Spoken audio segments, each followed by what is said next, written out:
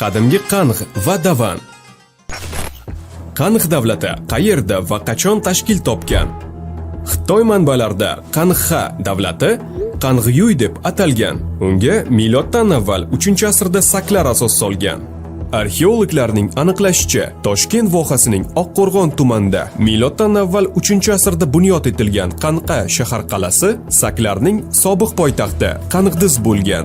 Xitoy manbalarida bu shahar Bityan deb atalgan. Qangh davlati hududlari O'rta Sirdaryo sohillari bo'ylab joylashgan yerlarni qamrab olgan. Miloddan avval 2-asr oxirida Qangh qudratli davlat birlashmasiga aylanadi.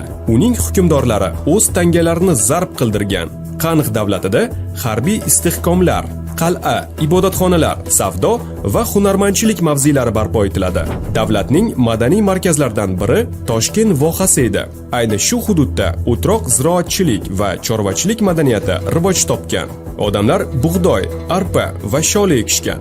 Vohani o'rab olgan tog'lardan shaharlarga temir, mis, qalay va kumush yetkazib berilgan. Shu tariqa kulolchilik, qurolsozlik, to'qimachilik va zargarlik kabi hunarmandchilik sohalari rivojlangan. Qanghliklar olov va quyoshga sig'ingan. Miloddan avvalgi 2-asrda Shoshtepada doira shaklidagi olov ibodatxonasi qurilgan. Dumaloq shakl quyosh ramzi hisoblangan. Dashtlarda chorvachilik katta ahamiyatga ega bo'lgan. Ko'chmanchi qabilalar qo'y, echkilar va tuyalarni boqishgan hamda yilqichilik bilan shug'ullangan. Ular charmdan poyafzal tikib, jun matolardan kiyimlar va gilamlar tayyorlashgan.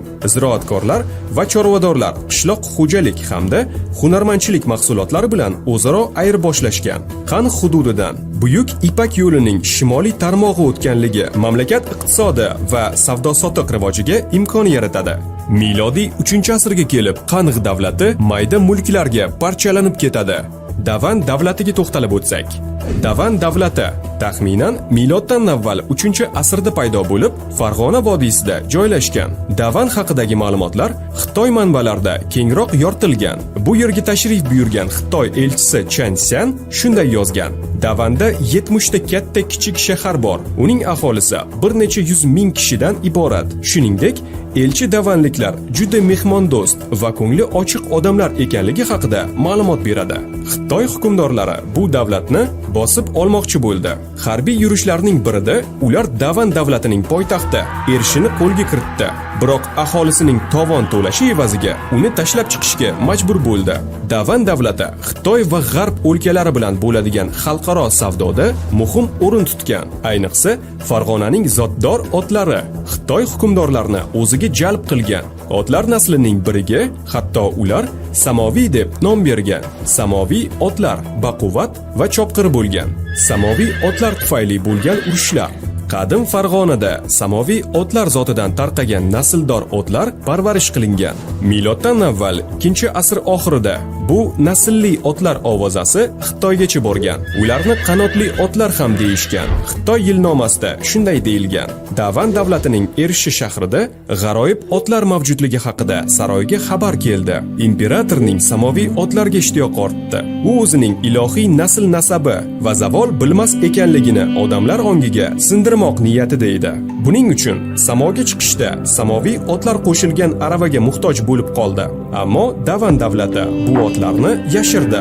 Shunda imperator o'zining Chelin degan pahlavonini elchi qilib, sovg'a-salomlar va oltindan yasalgan ot haykali bilan Davanga jo'natdi. Davan hukmdori elchi talabiga rad javobini berdi. Bu rad javobi Davan bilan Xitoy o'rtasidagi urushga sabab bo'ldi. Olimlarning fikriga ko'ra, 3-asrda Davan davlati ko'chmanchi qabilalar tomonidan bosib olingan.